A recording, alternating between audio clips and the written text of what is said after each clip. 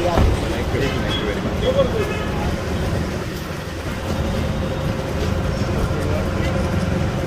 आज हमने इस विषय पर मुख्यमंत्री जी को चिट्ठी लिखी है मैंने, और मैंने मुख्यमंत्री जी को याद दिलाया है कि जनवरी 2023 में उन्होंने स्पष्ट तौर पे ये कहा था हरियाणा के लोगों के सामने, जब बार बार मीडिया ने उनसे पूछा, जब बार बार विपक्ष ने सवाल उठाए, तो उन्होंने ये कहा था कि जांच होने दीजिए पुलिस की, और अगर उसमें कुछ भी सामने आता है तो हम ज़रूर इस पे एक्शन लेंगे। मेरा सवाल मुख्यमंत्री जी से ये है कि पुलिस ने जांच भी कर ली, जांच में उनको तथ्य मिले, पुलिस ने चार्जशीट फाइल कर दी, अब चार्जशीटेड मंत्री को अपने मंत्रिमंडल में मुख्यमंत्री मनोहर लाल खट्टर जी ने क्यों रखा हुआ है? मैं बार बार ये कहता हूँ, एक पढ़े लिखे शिक्षा मंत्री बनाते अगर हरियाणा के मुख्यमंत्री तो ज़्यादा फ़ायदा होता हरियाणा का। पता नहीं क्यों उन्होंने जिद ठान रखी है कि हरियाणा को ऐसे ऐसे मंत्री देने हैं जिनको ना कानून का ज्ञान है, ना जिनको पढ़ाई लिखाई का ज्ञान है, ना जिनको पता कि चार्जशीट का मतलब क्या होता है। 8 महीने की लंबी जांच के बाद चंडीगढ़ पुलिस ने सारे सबूतों को खंगालने के बाद अगर ड्रॉप कर सकते मामले को तो कर देते, चार्जशीट से नाम हटा देते संदीप सिंह का, लेकिन हटा नहीं पाए। इतने सबूत मौजूद हैं, इतने चैट उनके, इतने कॉन्वर्सेशन, इतने सर्कमस्टेंशियल एविडेंस, इतने गवाह मौजूद हैं कि चंडीगढ़ पुलिस को चार्जशीट दायर करनी पड़ी। एक मामले में दुष्कर्म की कोशिश के आरोप से की जो धारा है उसको ड्रॉप किया चंडीगढ़ पुलिस ने, लेकिन उसको भी लीगली चैलेंज करेंगे। अब शिक्षा मंत्री जी को तो पता नहीं ना इन धाराओं का क्या मतलब है जो उस पर लगी है। शिक्षा मंत्री जी को ना महिलाओं के मान सम्मान से कोई मतलब है। वो तो अपनी ज़ुबान में आप उनसे पूछ लीजिएगा, किसी महिला ने ऐसा आरोप लगाया है, उनका जवाब क्या होगा? वो ऐसे बोलते हैं, हाँ तो लगाया होगा, हाँ तो होता है ऐसा। तो अरे होता नहीं है ऐसा, हरियाणा में नहीं होता। मुझे नहीं पता ये कौन से मुल्क से और कौन से प्रदेश से आए हैं, कैसे बातें करते हैं, ऐसा हरियाणा में नहीं होता है।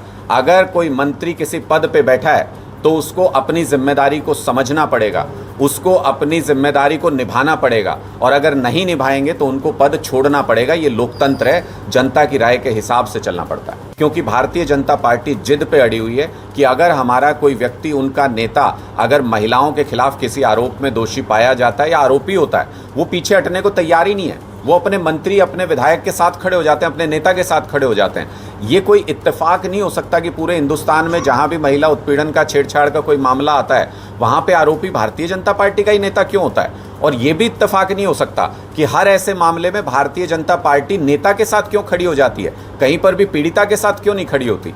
ऐसी स्थिति में स्पष्ट नजर आता है कि ये भारतीय जनता पार्टी के नेताओं का, भारतीय जनता पार्टी का महिला विरोधी चरित्र है, जिसकी वजह से देश को अपमान झेलना पड़ा। तो मैं ये उम्मीद तो करता हूँ, उनके पद का सम्मान करते हुए, उनकी उम्र का सम्मान करते हुए, मैं ये उम्मीद करता हूँ उनसे कि स्पष्ट तौर पे जनता के सामने आके ये बताएंगे कि अब क्यों नहीं बर्खास्त कर रहे।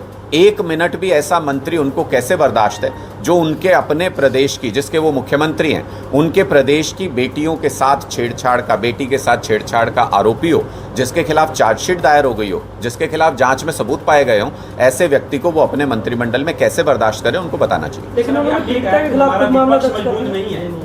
हमारा विपक्ष तौर पे, क्योंकि आप देखिए, लोगों ने भारतीय जनता पार्टी और जेजेपी की गठबंधन की सरकार बनी है प्रदेश के अंदर, और विपक्ष में 31 विधायक कांग्रेस के भी चुन के भेजे हैं।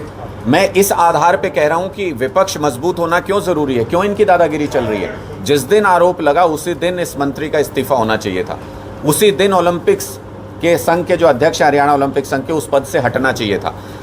अभी भी खिलाड़ियों के ऊपर दबाव तो बना ही सकते हैं, मंत्री हैं, हरियाणा ओलंपिक संघ के अध्यक्ष हैं, उनके करियर के साथ खिलवाड़ तो अभी भी कर ही सकते हैं। तो ऐसी स्थिति में, ऐसी पोजीशन में क्यों रखा हुआ है? ये सिर्फ और सिर्फ इसलिए रह पाए ऐसी पोजीशन में क्योंकि कांग्रेस के 31 विधायक मूक दर्शक बन के विधानसभा के अंदर बैठे रहे।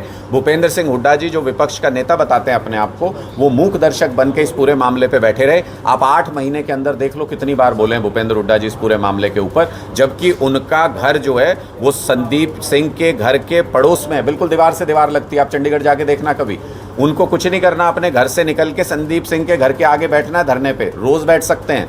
लेकिन पूछिए उनसे कितनी बार उन्होंने इस मुद्दे को उठाया।